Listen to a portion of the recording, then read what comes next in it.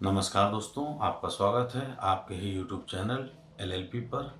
आज हम बात करने वाले हैं एक ऐसे जजमेंट की जिसमें बिल्डर और आवंटी एक दूसरे के सामने थे। नेशनल कमीशन में ये शिकायत दर्ज की गई कि उन्होंने जिस फ्लैट के लिए काफ़ी समय से 63 लाख रुपए दे रखे हैं, जबकि उसका टोटल प्राइस 76 लाख के आसपास है, और 4 साल होने के बावजूद उन्हें उसका पोजीशन नहीं दिया गया।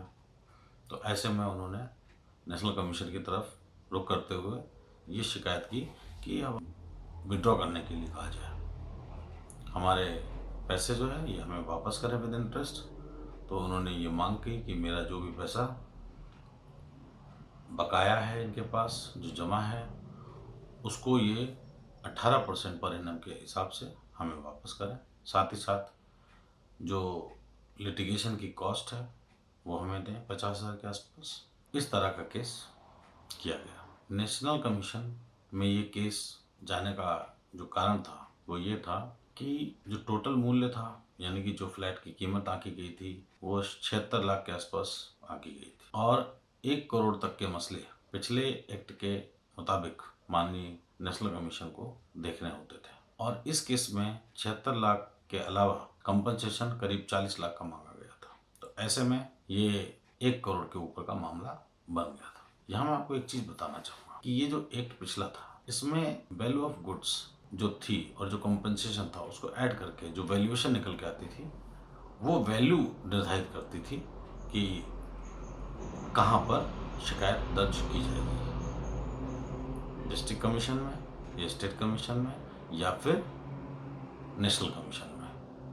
क्योंकि ये मसला पुराने एक्ट से संबंधित है इसलिए 1 करोड़ के ऊपर के केसेस उस समय नेशनल कमीशन के द्वारा देखे। तो नेशनल कमीशन के सामने जब ये केस रजिस्टर हुआ, जब इसकी सुनवाई हुई, तो सबसे पहले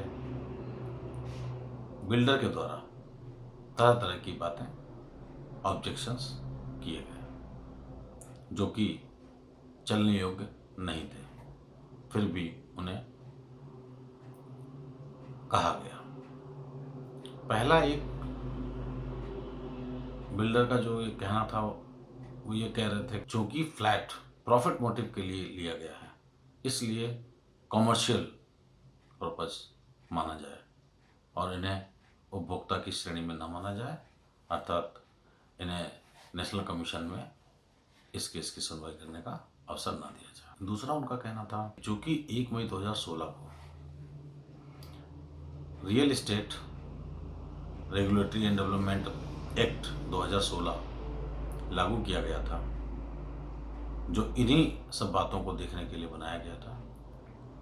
तो उनका ये कहना था कि रेरा एक्ट के अंतर्गत अब जो भी कार्रवाई होनी चाहिए, ना कि कंज्यूमर प्रोटेक्शन एक्ट के हिसाब से कोई कार्रवाई हो। तीसरी बात बिल्डर के द्वारा कही गई कि जो देरी हुई है वो किसी मेरी वजह से नहीं हुई, वो गवर्नमेंट के नोटिफिकेशन, रूल्स और कई चीज़ें उनके वजह से हुई है, तो इसके लिए हमें दोषी न माना जाए। डिमोनेटाइजेशन भी उसी दौरान हुआ था, उसका भी जिक्र उन्होंने अपने उसमें किया। कुल मिला के नेशनल कमीशन ने जब इस बात को एक एक करके तय किया तो ये निकल के आया कि पहली बात जो ये ऑब्जेक्शन इन्होंने लगाया कि कंज्यूमर की श्रेणी में वो आते नहीं हैं, तो ये गलत है, क्योंकि उन्होंने सभी ने अपने अपने होम लोन लिए, उसकी ईएमआई वो चुका रहे हैं और तब ये फ्लैट की बुकिंग इन्होंने अमाउंट जमा किया था।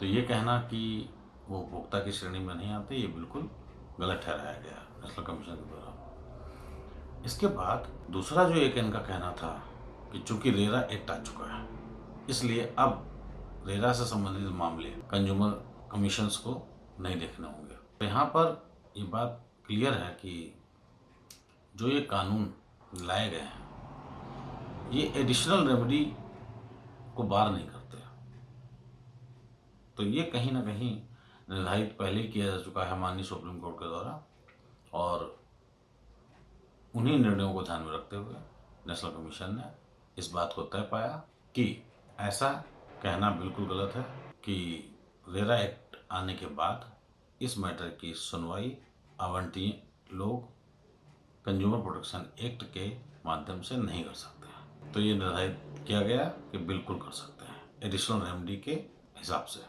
अब बात आती है देरी होने को लेकर, जो उनका कहना है कि ये गवर्नमेंट के कारण हुआ।